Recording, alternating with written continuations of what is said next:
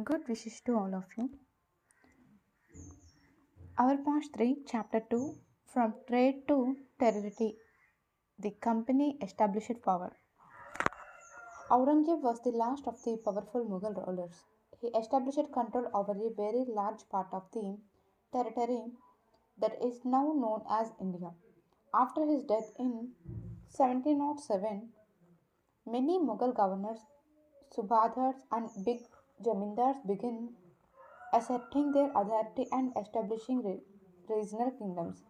As powerful regional kingdoms emerged in various parts of India, Delhi could no longer function as an effective center. By the second half of the 18th century, however, a new power was emerging on the political horizon, the British. Did you know that the British originally came as a small trading company and were reluctant to acquire territories? How then did they come to be masters of a vast empire? In this chapter, you will see how this came about. Look at figure 1. Bahadur Shah Jafar and his son being arrested by Captain Hodson. After Aurangzeb, there was no powerful Mughal ruler, but Mughal emperors continued to be symbolically important. In fact, when a massive rebellion against British rule broke out in 1857, Bahadur Shah Jafar, the Mughal emperor at the time, was seen as the natural leader. Once the revolt was put down by the company, Bahadur Shah Jafar was forced to leave the kingdom and his sons were shot in cold blood. Take a look at figure 2, Routes to India in the 18th century. Mercantile, a business enterprise that makes profit primarily through trade, buying goods cheap and selling them at higher prices. East India Company comes east. In 1600, the East India Company acquired a charter from the rule of England, Queen Elizabeth. I granted it the sole right to trade with the East. This means that no other trading group in England could compete with this charter. The company could venture across the oceans looking for new lands from which it could buy goods at a cheap price and carry the back to Europe to sell at higher prices. The company trading companies, mercantile trading companies in those days made profit primarily by excluding competitions so that they could buy cheap and sell here. The Royal Charter, however, could not prevent other European powers from entering the eastern markets west coast of Africa, round the Cape of Good Hope, and crossed the Indian Ocean.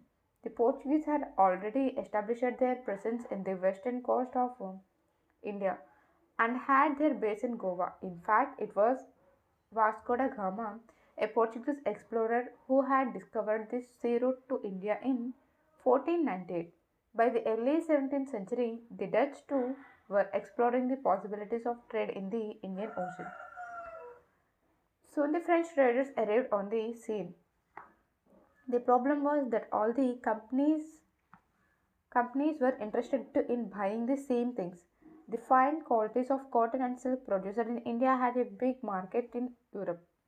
Pepper, cloves, cardamom, and cinnamon too were in great demand. Competitions amongst the European companies inevitably pushed up the prices at which these goods could be purchased, and this reduced the profits that could be earned. The only way the trading companies could flourish was by eliminating rival competitors. They argued to secure markets, therefore, led to fierce battles between the trading companies. Through the 7th and 18th centuries, they regularly sank each other's ships, blockaded routes, and prevented rival ships from moving with supplies of goods. Trade was carried on with arms, and trading ports were protected through fortification. This effort to fortify settlement and carry on profitable trade also led to intense conflict with the local rulers. The company therefore found found it difficult to separate trade from politics. Let us see how this happened. East India Company began trade in Bengal. The first English factory was set up on the bank of the river Hugli in 1651. This was the base from which the company's traders, known at that time as factories, operated. The factory had a warehouse where goods for export were stored, and it had offices where company officials sat. As trade expanded, the company pursued merchants and traders to come and settle near the factory. By 1696, it began building a fort around the settlement. 2 years later, it bribed Mughal officials into giving the company zamindari rights over three villages. One of these was Kalikata, which later grew into the city of Calcutta or Kolkata as it is known today. It also pursued the Mughal Emperor Aurangzeb to issue a farman granting the company the right to trade duty free. Farman, a royal edict, a royal order. The company tried continuously to press for more concessions and manipulate existing privileges. Aurangzeb's farman, for instance, had granted only the company the right to trade duty free. But officials of the company who were carrying on private trade on the side were expected to pay duty. This they refused to pay, causing an enormous loss of revenue for Bengal. How could the Nawab of Bengal, Murshid Qul Khan, not protest? Take a look at figure 3. Local boats bring goods from ships in Madras, painted by William Simpson, 1867.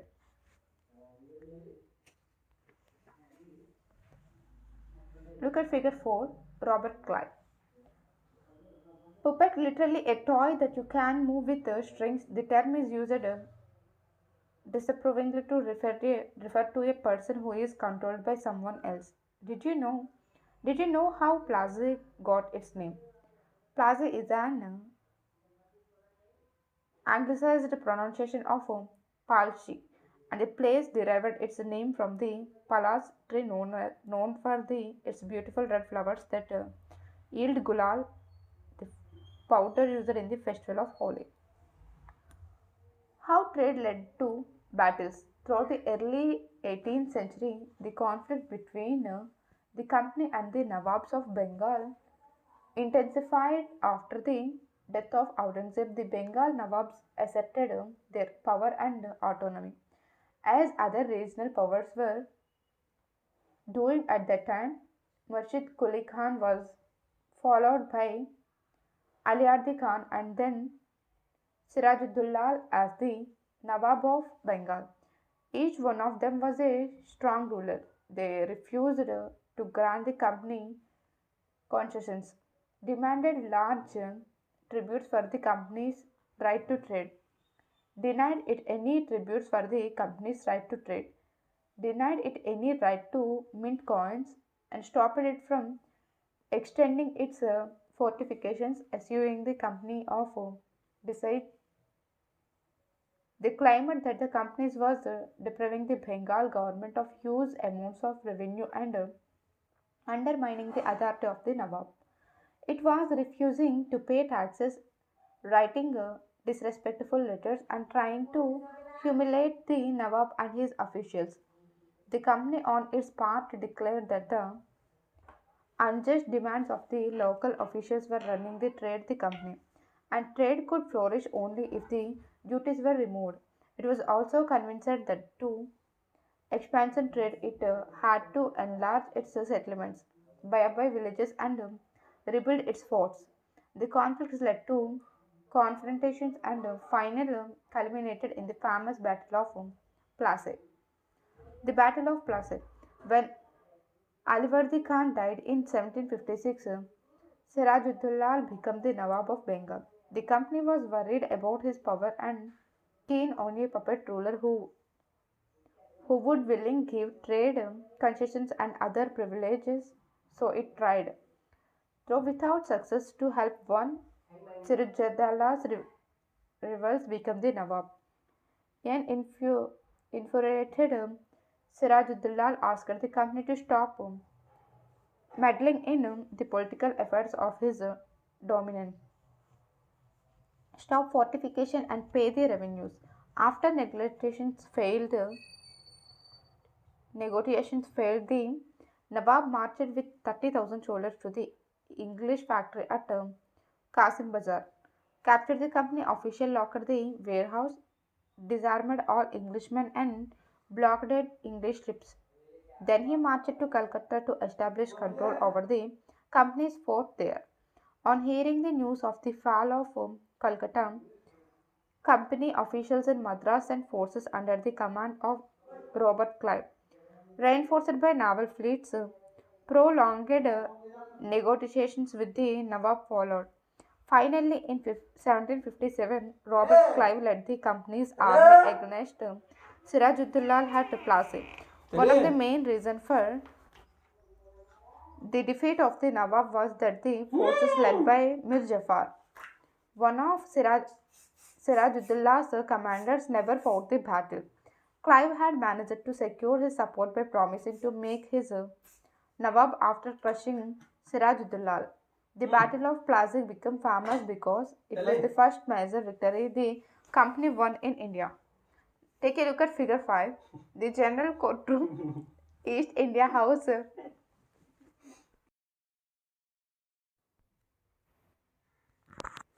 Never fought the battle, Clive had managed to secure his support by promising to make his Nawab after crushing Sirajuddaulah. The Battle of Plassey became famous because it was the first major victory the company won in India. Take a look at figure 5. The General Courtroom, East India House. Leadenhall Street, the court of properties of the East India Company, had their meetings in the East India House on Leadenhall Street in London.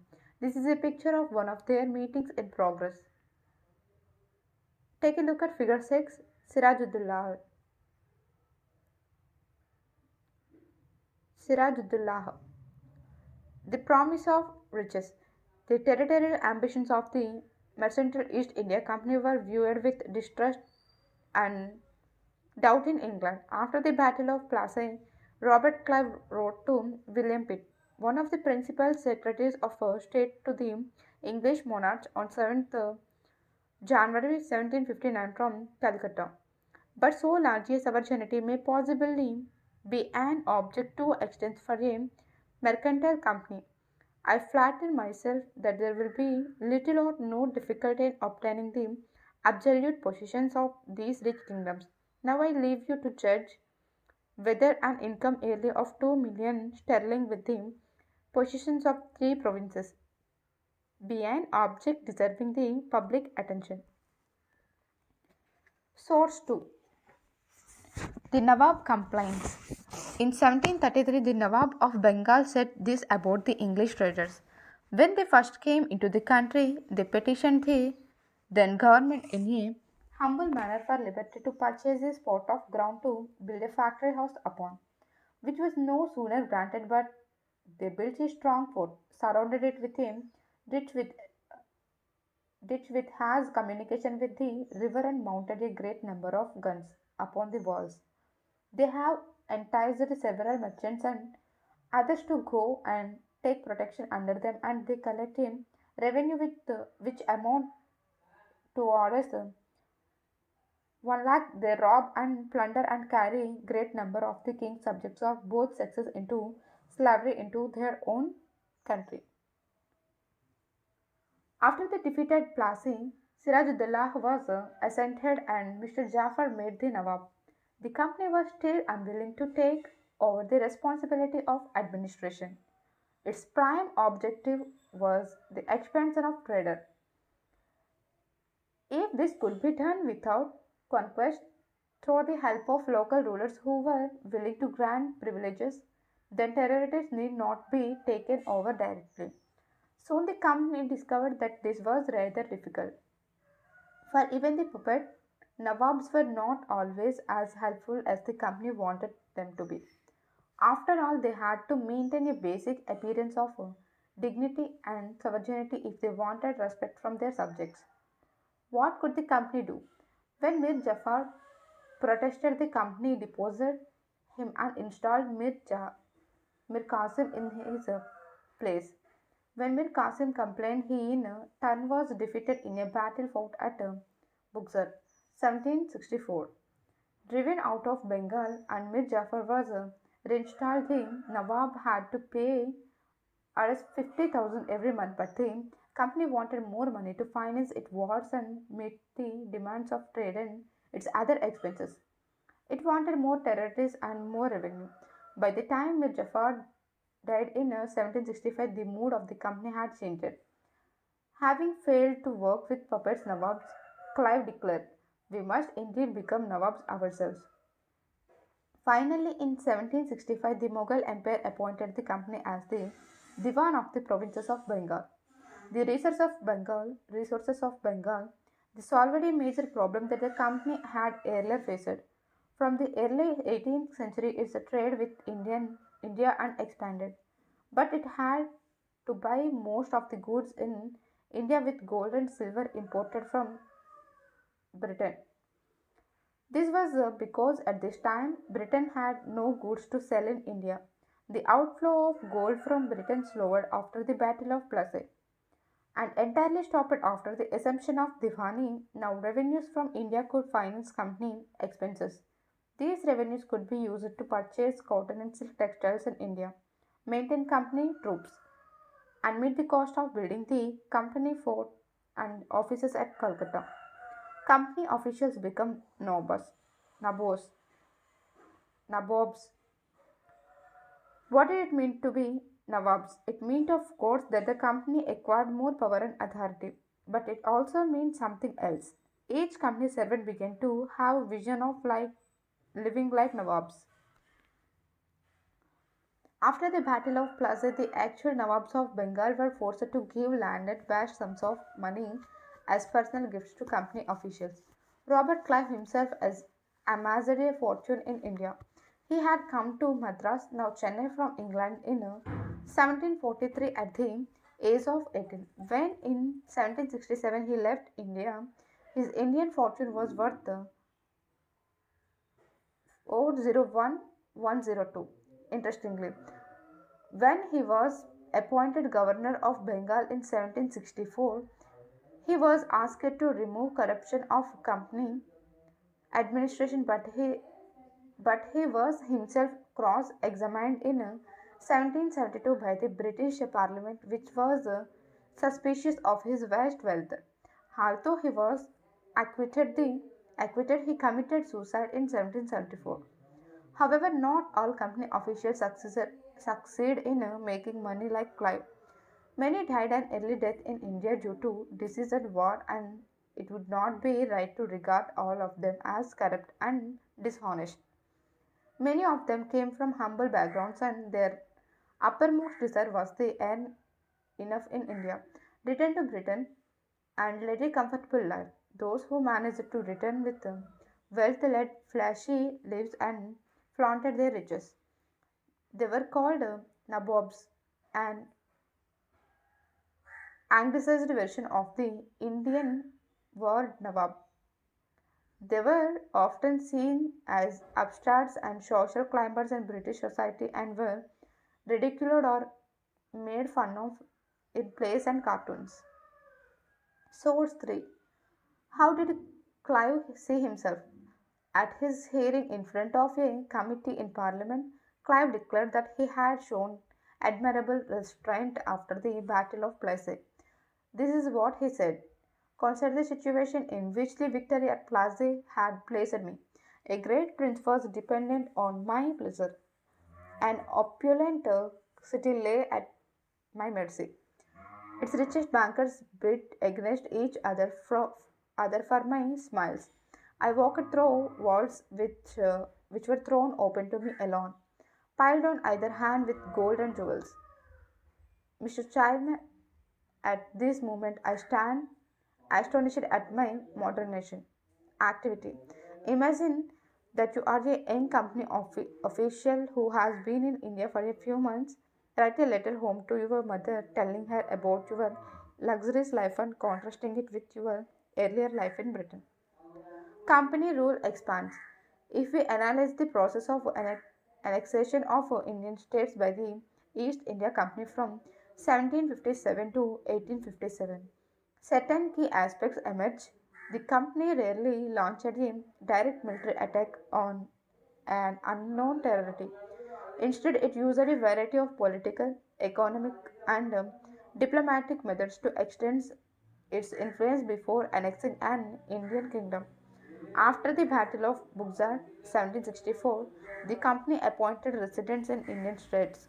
They were political or commercial agents and their job was to serve and further the interest of the company. Through the residents, the company officials began interfering in the internal affairs of Indian states. They tried to decide who was to be the successor to the throne and who was to be appointed in administrative posts. Sometimes the company forced the states into a subsidiary alliance. According to the terms of this alliance, Indian rulers were not allowed to have their independent armed forces. They were to be protected by the company, but had to pay for the subsidiary forces that the company was supposed to maintain for the purpose of this protection. If the Indian rulers failed to make the payment, then part of their territory was taken away as penalty. For example, when Richard Wellesley was Governor General 1798 to 1805, the Nawab of Awadh was forced to give over half of his territory to the company in 1801. As he failed to pay for the subsidiary forces, Hyderabad was also forced to cede territories on similar grounds. Take a look at figure 7.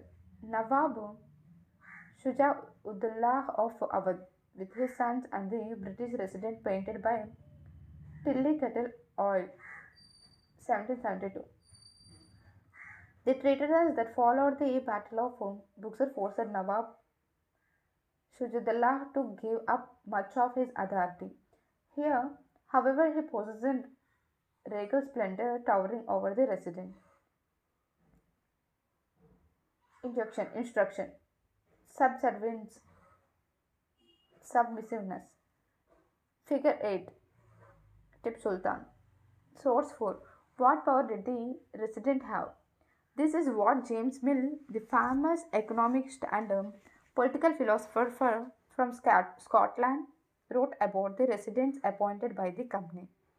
We place a resident who really is king of the country, whatever injunctions of non interference he may act under, as long as the prince acts in perfect subservience and does what it agreeable to the residents, that is, to the British government.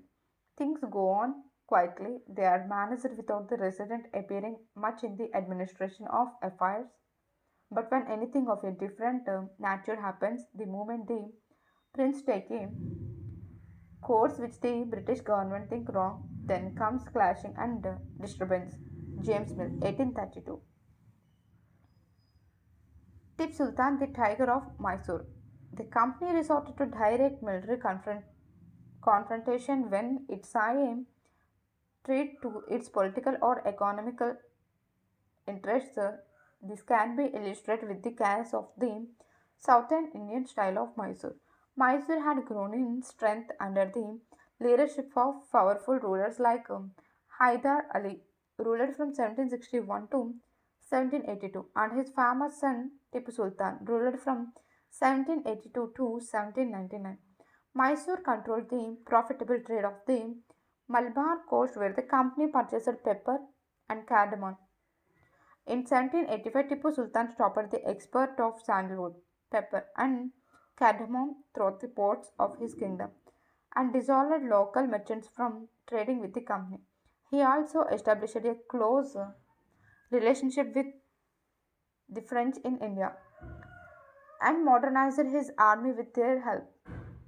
The British were furious. They saw Hyder and Tipu as ambitious, arrogant, and dangerous rulers who had to be controlled and crushed. Four wars were fought with Mysore 1767 to 69, 1780 to 84, 1790 to 92, and 1799. Only in the last, the Battle of Seringapatnam, did the company ultimately win a victory. Tipu Sultan was killed defending his capital Seringamapatnam, Mysore was placed under the former ruling dynasty of the Vodiyars and the subsidiary alliance was imposed on the state. Take a look at figure 9. Cornwallis receiving the sons of Tipu Sultans as hostages, painted by Daniel Orme. 1793. The company forces were defeated by Hyder Ali and Tipu Sultan in several battles, but in 1792 attacked by the combined forces of the Marthas, the Nizam of Hyderabad, and the company. Tipu was forced to sign a treaty with the British by which two of his sons were taken away as hostages. British painters always liked painting scenes that showed the trump of British powder. Take a look at figure 10. Tipu's toy tiger. This is the picture of a big mechanical toy that Tipu possessed. You can see a tiger mauling a European soldier. When its handle was turned, the toy tiger roared and the soldier shrieked. This toy tiger is now kept in the Victoria and Albert Museum in London. The British took it away when Tipu Sultan died defending his capital Seringamapatnam on 4th May 1799. The legend of Tipu. Kings are often surrounded by legends and their powers glorified through folklore. Here is a legend about Tipu Sultan who became the ruler of Mysore in 1782. It is said that once he went hunting in the forest with a French friend. There he came face to face with a tiger. His gun did not work and his dagger fell to the ground. He battled with the tiger unarmed until he managed to reach down and pick up the dagger. Finally, he was able to kill the tiger in the battle. After this, he came to be known as the Tiger of Mysore. He had the image of the tiger on his flag. Activity. Imagine that you have come across two old newspapers reporting on the Battle of Seringamapatnam and the death of Tipu Sultan. One is a British paper and the other is from Mysore. Write the headline for each of the two newspapers. Confederacy Alliance. Figure 11. Lord Hastings. Figure 12. Estate of the Queen of Kittur, Karnataka. War with the Marthas. From the late 18th century, the company also sought to curb and eventually destroy Maratha power. With their defeat in the Third Battle of Panipat in 1761, the Marathas' dream of ruling from Delhi was shattered. They were divided into many states under different chiefs, Sardars, belonging to dynasties such as Sindhya, Holkar, Gaikwad, and Bhonsle. These chiefs were held together in a confederacy under a Peshwa principal minister who became its effective military and administrative head based in Pune. Mahaji Sindhya and Nana Padnes were two famous Maratha soldiers and statesmen of the late 18th century. The Marathas were subjugated in a series of wars. In the first war that ended in 1782 with the Treaty of Salbhai, there was no clear victory. The Second Anglo-Maratha War, 1803 to 1805, was fought on different fronts, resulting in the British gaining Odisha and the territories north of the Yamuna River, including Agra and Delhi. Finally, the Third Anglo-Maratha War of 1817-19 crushed Maratha power. The Peshwa was removed and sent away to Bithur near Kanpur with a pension. The company now had complete control over the territories south of the Vindhyas. The claim to paramountcy. It is clear from the above that from the early 19th century of the company pursued an aggressive policy of territorial expansion. Under Lord Hastings, Governor General from 1813 to 1823, a new policy of paramountcy was initiated. Now, the company claimed that its authority was paramount or supreme. Hence, its power was greater than that of Indian states. In order to protect its interests, it was justified in annexing or threatening to annex any Indian kingdom. This view continued to guide later British policies as well. This process, however, did not go unchallenged. For example, when the British tried to annex the small state of Kittur in Karnataka today, Rani Chennamma took to arms and led an anti British resistance movement. She was arrested in 1824 and died in prison in 1829. But Rayana, a poor Chowkidar of Sangoli in Kittur, carried on the resistance. With popular support, he destroyed many British camps and records. He was caught and hanged by the British in 1830. You will read more about several cases of resistance later in the book. In the late 1830s, the East India Company became worried about Russia. It imagined that Russia might expand across Asia and enter India from the northwest.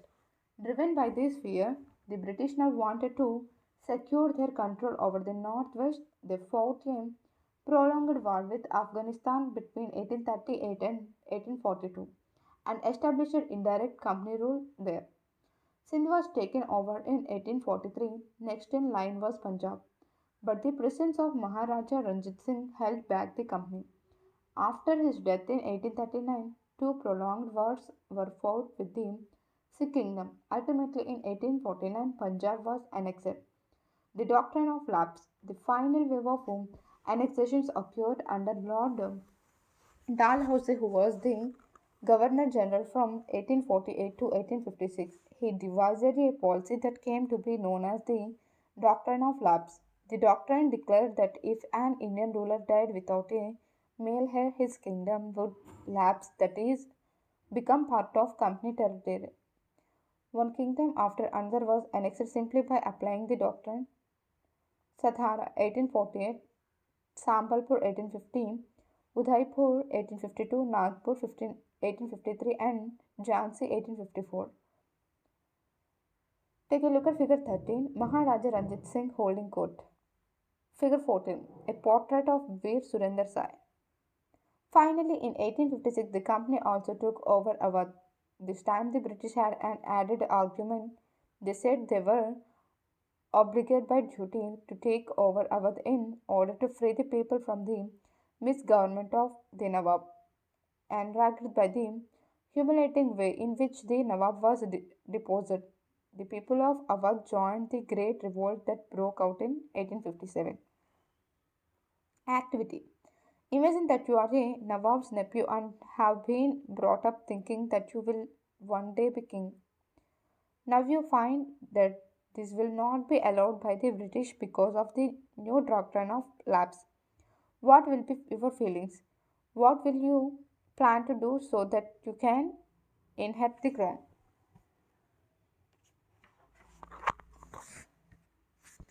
Figure 14. India 1797.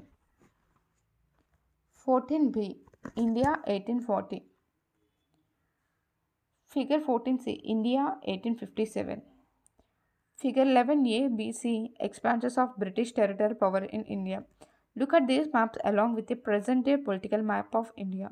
In each of these maps, try and identify the different parts of India that were not under British rule.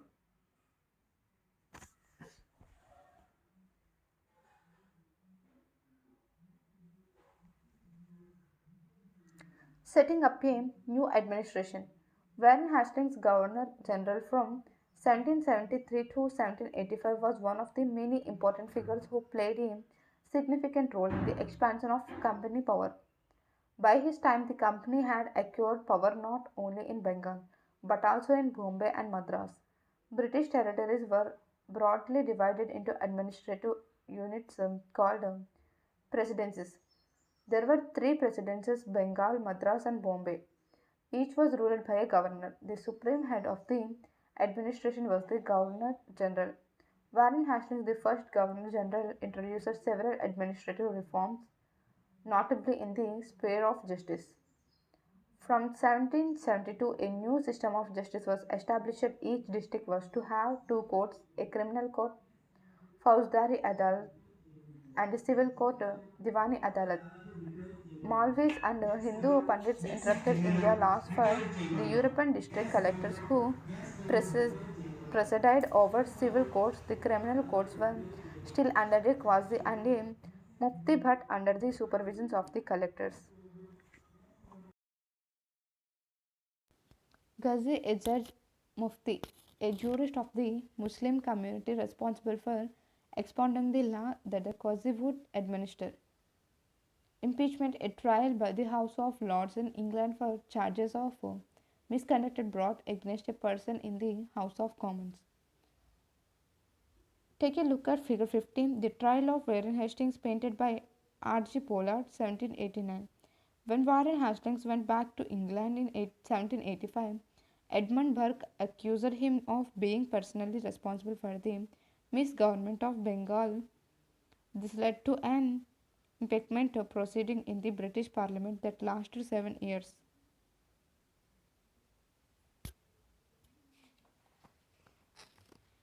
Source 5. I impeach the common enemy and oppressor of all. Here is a passage from Edmund Burke's eloquent opening speech during the impeachment of Warren Hastings. I impeach him in the name of the people of India, whose right he has trodden under his foot and whose country he has turned into a desert. Lastly, in the name of human nature itself, in the name of both the sexes, in the name of every age, in the name of every rank, I impeach the common enemy and oppressor of all. Dharmashastras, Sanskrit text prescribing social rulers and codes of behavior composed from 500 before Common Era onwards. Savar, men on horses. Musket, a heavy gun used by infantry soldiers. Matchlock, an early type of gun in which the powder was ignited by a match. A major problem was that the Brahman Pandits gave different interpretations of local laws based on different schools of the Dharmashastra. To bring about uniformity in 1775, 11 Pandits were asked to compile a digest of Hindu laws. N.B. Hall had translated this digest into English. By 1778, a code of Muslim law was also compiled for the benefits of European judges. Under the Regulating Act of 1773, a new Supreme Court was established, while a Court of Appeal, the Sadar Nizamat Adalat, was also set up at Kolkata. The principal figure in an India district was the collector. As the title suggests, his main job was to collect revenue and taxes and maintain law and order in his district with the help of judges, police officers, and darogas. His office, the collectorate, became the new center of power and patronage that steadily replaced previous holders of authorities. The company army. Colonial rule in India brought in some new ideas of administration and reform, but its power rested on its military strength. The Mughal army was mainly composed of cavalry, savars, trained soldiers on horseback, and infantry, that is, paidal foot soldiers. They were given training in archery, tir andazi, and the use of the sword. The cavalry dominated the army, and the Mughal state did not feel the need to have a large professionally trained infantry. The rural areas had a large number of armed peasants, and the local zamindars often supplied the Mughals with Paidal soldiers. A change occurred in the 18th century when Mughal successors states like Awadh and Benares started recruiting peasants into their armies and training them as professional soldiers. The East India Company adopted the same method when it began recruitment for its own army, which came to be known as the Sepoy Army, from the Indian word sipahi, meaning soldier. As warfare technology changed from the 1820s, the cavalry requirements of the company's army declined. This is because the British Empire was fighting in Burma, Afghanistan, and Egypt, where soldiers were armed with muskets and matchlocks. The soldiers of the company's army had to keep pace with changing military requirements, and its infantry regiments now became more important. In the early 19th century, the British began to develop a uniform military culture. Soldiers were increasingly subjected to European style training, drill, and discipline that regulated their life far more than before. Often, this credited problems since caste and community feelings were ignored in building a force of professional soldiers. Could individuals so easily give up their caste and religious feelings? Could they see themselves only as soldiers and not a member of communities? What did the sepoys feel? How did they react to the changes in their lives and their identity? That is, their sense of who they were. The revolt of 1857 gives us a glimpse into the worlds of sepoys. You will read about this revolt in chapter 5. Take a look at figure 16, a Sawar of Bengal in the service of the company, painted by an unknown Indian artist, 1780. After the battles with the Marathas and the Mysore rulers, the company realized the importance of strengthening its cavalry force. Conclusion. Thus, the East India Company was transferred from a trading company to a territorial colonial power. The arrival of new steam technology in the early 19th century also aided this process. Till then, it would take anywhere between 6 and 8 months to travel to India by sea. Steamships reduced the journey time to 3 weeks, enabling more Britishers and their families to come to a far off country like India. By 1857, the company came to exercise direct rule over about 63% of the territory and 78% of the population of the Indian subcontinent. Combined with its indirect influence on the remaining territory and population of the country, the East India Company had virtually the whole of India under its control. Elsewhere, slave trade in South Africa. The Dutch trading ships reached southern Africa in the 17th century. Soon a slave trade began.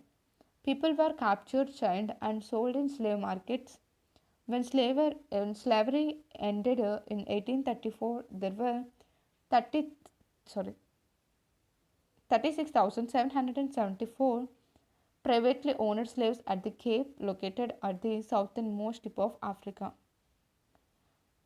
A visitor to the Cape in 1824 has left a moving account of what he saw at a slave auction. Having learned that there was to be sale of cattle, farm stock, act by, etc. by accusation, we halted our wagon for the purpose of procuring fresh oxygen. Among the stock was a female slave and had 3 children. The farmers examined them as if they had been so many head of cattle. They were sold separately and to different purchasers. The tears, the anxiety, the anguish of the mother while she cast heart-rending look upon her children, and the simplicity and touching sorrow of the poor young ones while they clung to their distracted parent, contrasted with the marked insensitivity and jocular countenance of the spectators, quoted in Miguel Orden et al. The Chains That Bindu Us, A History of Slavery at the Cape, 1996. Let's imagine you are living in England in the late 18th or early 19th century. How would you have reacted to the stories of British conquests? Remember that you would have read about the immense fortunes that many of the officials were making. Let's recall. Question number 1. Match the following. Diwani. Right to collected land revenue. Tiger of Mysore, Tipu Sultan. Fauzdari Adult Criminal Code. Rani Chennamma led an anti-British movement in Kittur. Sipai, Sepoy. Question number 2. Fill in the blanks. The British conquest of Bengal began with the Battle of Dash. B. Hyder Ali and Tipu Sultan were the rulers of Mysore. C. Dalhousie implemented the doctrine of Dash. D. Martha kingdoms were located mainly in the Dash part of India. State whether true or false. The Mughal Empire became stronger in the 18th century. False. The English East India Company was the only European company that traded with India. Maharaja Ranjit Singh was the ruler of Punjab. The British did not introduce administrative changes in the territories they conquered. Let's discuss question number 4. What attracted European trading companies to India?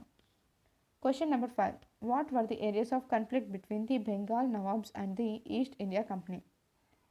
Question number 6. How did the assumption of Diwani benefit the East India Company? Question number 7. Explain the system of subsidiary alliance. Question number 8. In what way was the administration of the company different from that of Indian rulers? Question number 9. Describe the changes that occurred in the composition of the company's army. Let's do question number 10. After the British conquest of Bengal, Kolkata grew from a small village to a big city, found out about the culture, architecture, and the life of Europeans and Indians of the city during the colonial period. Collect pictures, stories, poems, and information about any of the following: the Rani of Jhansi, Mahatji Scindia, Hyder Ali, Maharaj Ranjit Singh, Lord Dalhousie, or any other contemporary ruler of your region. Thank you.